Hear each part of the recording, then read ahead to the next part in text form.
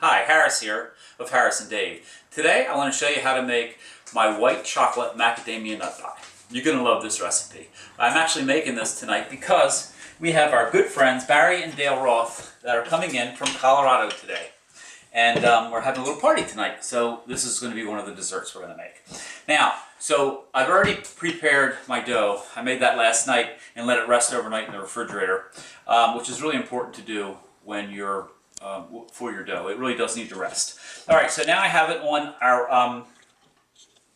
our pastry sheet here, which is really handy because this sheet you can pick up at Bed Bath & Beyond or any store that sells kitchen type stuff because it has the rings and it shows you the size of pie you need. So today we're going to do this in a 9.5 to a 10-inch pie shell. And so I'm going to roll this dough out. It's not cooperating. Let me get it over here.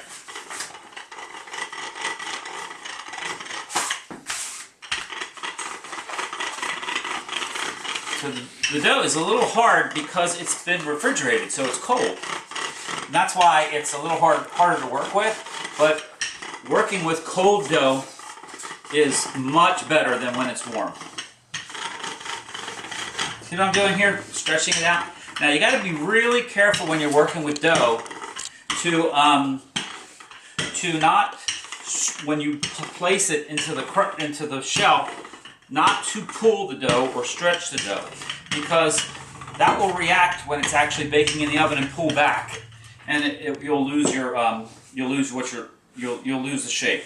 So I like to fold it in half, then fold it again to make it. So I put it in the center of the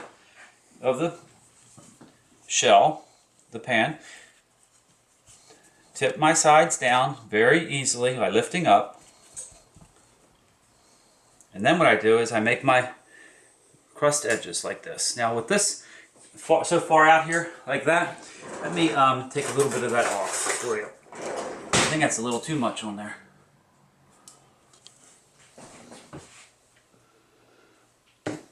Normally I grab a pair of scissors, but I didn't think ahead to do that this time. It's a little thinner over here, so I can tuck that under.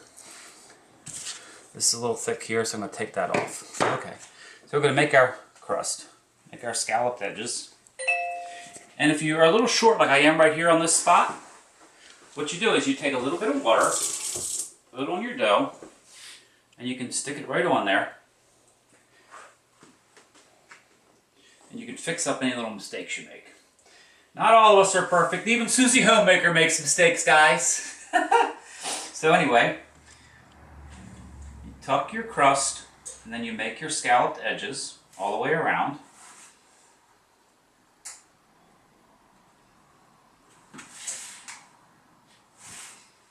See how I'm doing this? It's very simple to do.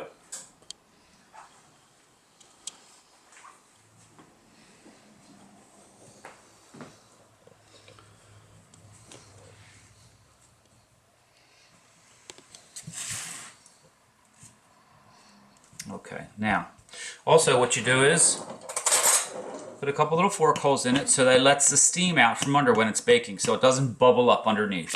And now I'm going to put this in the fridge for about 15 minutes to a half an hour to let it rest. Okay, so now we are ready to start the filling. So what you need for your filling is, why don't you come a little closer, you need 4 tablespoons of butter, and you want to put this on a low heat, 4 tablespoons of butter. When that melts, you're going to add a 12-ounce can of evaporated whole milk. We're going to wait for that to melt before we add that. Then we're going to add 12 ounces of Ghirardelli white chocolate. You buy it like this in the grocery store. Be careful when you're looking for white chocolate. It doesn't have to be this brand. I do like their product, but you can use any white chocolate. But what I find very often in the grocery store is you'll see it'll say white morsels, but they're not actually chocolate. So make sure you read the ingredients and that it actually says white chocolate. Okay, so I'm going to let this butter melt, and as soon as that melts, I'll be right back, and then I'll show you all the rest of the steps. Thanks. Okay, welcome back. Okay, the butter's melted, so I'm adding in the evaporated milk. So it's one 12-ounce can of evaporated milk that goes in. Then, as I said before, 12 ounces of white chocolate goes in next. So what we're trying to do here is we're trying to melt the chocolate into the butter and the evaporated milk together. Okay? That's that. Then we're going to put in 1 to 2 teaspoons of vanilla. Good vanilla extract. And this, if you had the vanilla bean, as you would with the cookies, you'd use the vanilla beans. Unfortunately, I just couldn't get them this morning. Alright, so that's that. Now we have to let this melt. This will take a few minutes, so we'll see you in just a little bit. Thanks. Okay, the butter and the white chocolate and the milk have all come together, and they've all melted together. So now I'm going to turn that off. That's going to sit. So now what we need to do is you take 3 large eggs, 3 tablespoons of flour, and 1½ cups of sugar. You mix all that well together.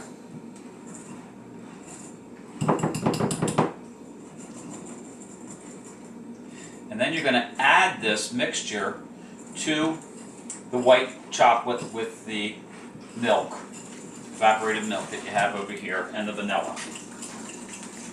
You're going to add this to it after you get it good mixed. See how that texture is? That's what you're looking for. Okay, so you get that in there.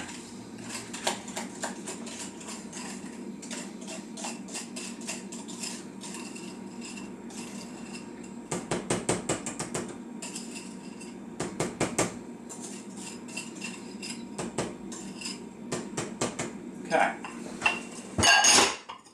Now we're going to mix all this together very well.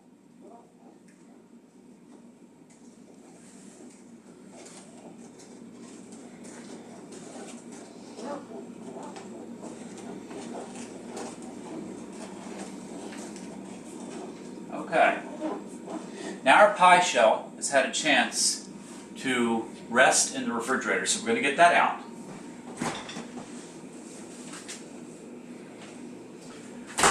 Okay. All right, Jacques, out of the food, boy. Okay, and now we also need the white chocolate macadamia nuts.